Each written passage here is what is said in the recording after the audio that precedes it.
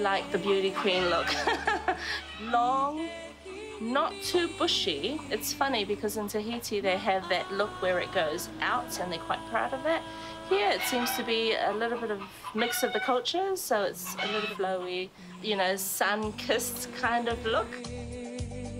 Basically, if there were 10 girls that were going to perform and there were 11 contestants, I'd say the one with the shorter hair would be out.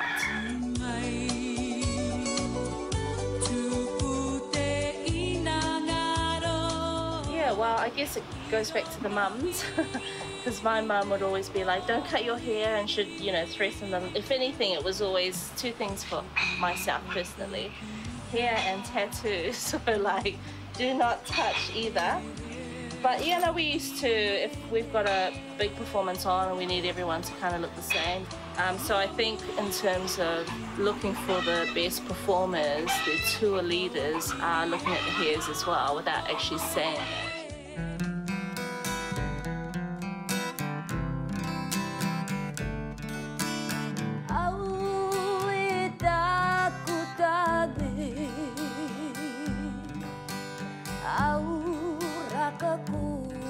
The hair of a woman, that is her crowning glory. The hair will be designed depending on the headpiece. We really like to keep everything as traditional as possible. So this, the wild hibiscus fibre, what we call PDO, we prepare that earlier in the year in preparation to Vaiva Nui. We collect seeds like this, which is from the puka tree. These seeds as well, which you find up puka vines up in the mountains, so we go up in the mountains and we collect these.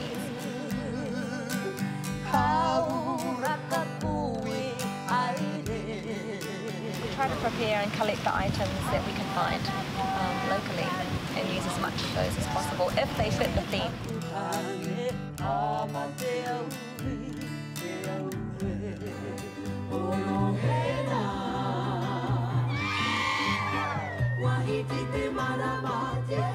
So in Tahiti, for a performance, you want to go for the big natural hair.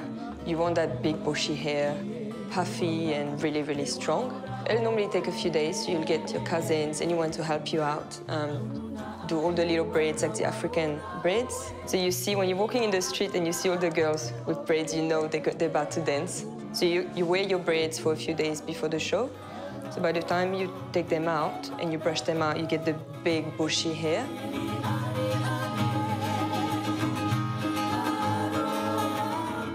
And it just adds something to the show. It's beautiful, yeah.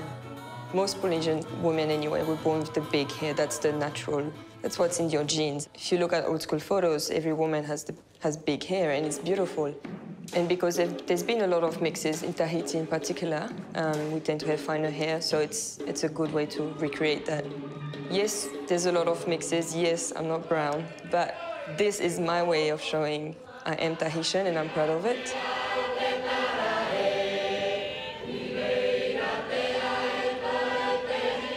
So obviously, you'll have your design team responsible for the costumes. It's just amazing. They looked at the shape of the band, the shape of the head, and so they used all the flowers, everything. They went for height, and the things that they do, it is just amazing. They're big groups, so you need a lot of it. If you, as a dancer, join the group, your family is joining with you, so you have everyone going out, finding the material, bringing everything together. The whole group is there. Moms, cousins, whoever wants to help out. And we're all on the floor working on this costume together. It's very family things, and you learn how to make them, how to work the material. There's a lot of pride. I mean, when you wear your costume, you also help make it, and it's very, yeah, I don't know, it's great. It's a great feeling.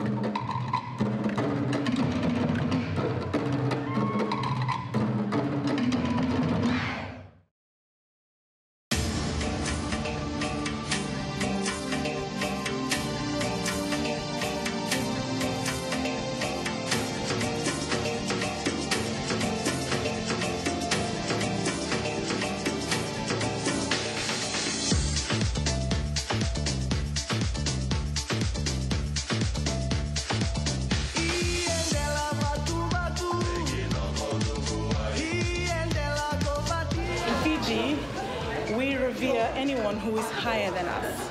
And we use the head and body analogy for almost every relationship we have inside the home. For example, the chief is the head of the household and we revere him that way.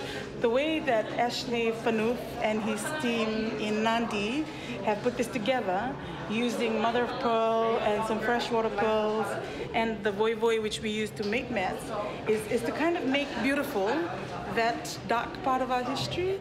All of those clubs on her head were used to kill people. That was used specifically to crack a person's skull. That one was used specifically to slice it. This is used to choke you that way. And this is a cannibal's fork. We used it to access your brain to eat. Seriously, I'm not making that up at all. The minute I cut my hair, just like many things occurred to me that didn't when I was cutting it. So things like POLYFEST, I couldn't be in the Tongan group anymore. But it was just impractical now. Like, how are you supposed to put in your headpiece to deki if you don't have hair to hold it up? When you look at it, you have girl, beautiful long hair, short hair. She didn't fit in terms of, you know, of that thing of beauty that's associated with Daulunga. And it was true. I was in Tongan group all of high school, and you know, we would do these particular buns that were rolled and pinned. They were just, and I loved them. There's no rollers, which I think is quite amazing. It's just hair that's rolled into little rolls, and they're done in kind of rows. So what you actually get is a bun that's made of tons of rolls of hair, and it took ages to put it in, a million bobby pins. But for the rest of POLYFEST, I walked around with my bunny all over POLYFEST. It was just this real statement of I was in the Tongan group. I was still, although I was in uniform, sporting this beautiful do that only lasted a day.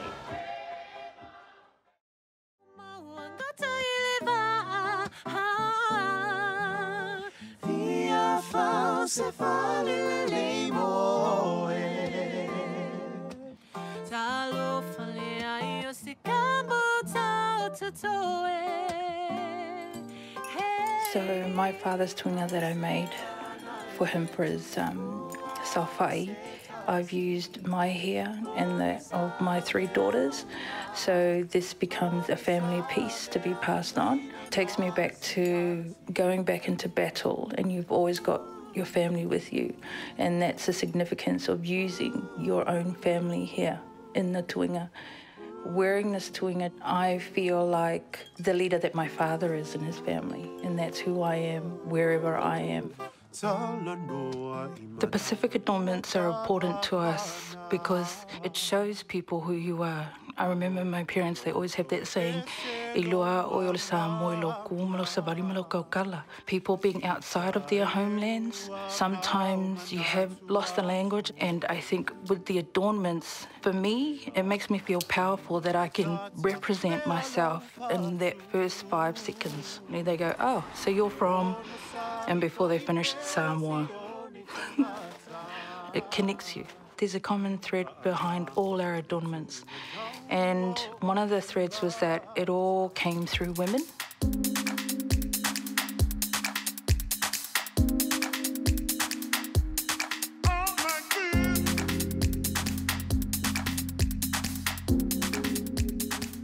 I've always reacted to the dusky maiden, and also coming from a fashion background too.